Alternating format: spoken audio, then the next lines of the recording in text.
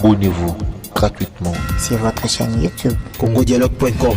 Abonnez-vous gratuitement sur votre chaîne YouTube congodialogue.com. Voilà, on a un voleur ici, là, un voleur attitré du coin. Un voleur attitré du coin. Monsieur vient, il a l'habitude, il a son sac comme ça, là. Il vient, il ramasse, il met sur sa veste, en dessous de ta veste. À chaque veste, sur son épaule. 4 pannes, Moïbi, botale malamu. Yepende fuko yeba bien. Azoni aminu. Tata mukolo pensa. Aza bien habillé. Un voleur. Nana ngombe mama nonani. Moïbi lobato yeba. Lobato yoka. Comment nonani? Moïbi akala.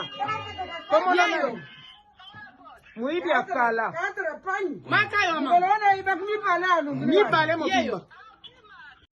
Voilà, on a un voleur ici, là, un voleur attitré du coin. Un voleur attitré du coin. Monsieur vient, il a l'habitude, il a son sac comme ça, là. Il vient, il ramasse, il met sur sa veste, en dessous de ta veste. À chaque veste, sur son épaule. 4 pannes, Moïbi, botale malamu. Yepende fuko yeba bien. Azoni aminu. Tata mukolo pensa. Aza bien habillé. Un voleur. Nana ngombe mama nonani. Moïbi lobato yeba. Lobato yoka. Comment nonani? Moïbi akala. Comment nonani? Moïbi akala.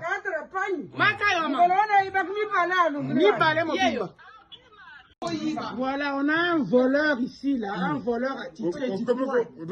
Un voleur attitré du coin. Monsieur vient, il a l'habitude, il a son sac comme ça, là.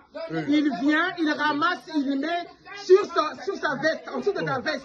À chaque veste, sur son épaule. 4 pannes, Moïbi, botale malamu. Yepende fuko yeba bien. Azoni aminu. Tata mukolo pensa. Aza bien habillé. Un voleur. Nana ngombe mama nonani. Moïbi lobato yeba. Lobato yoka. Comment nonani? Moïbi akala. Comment nonani? Moïbi akala.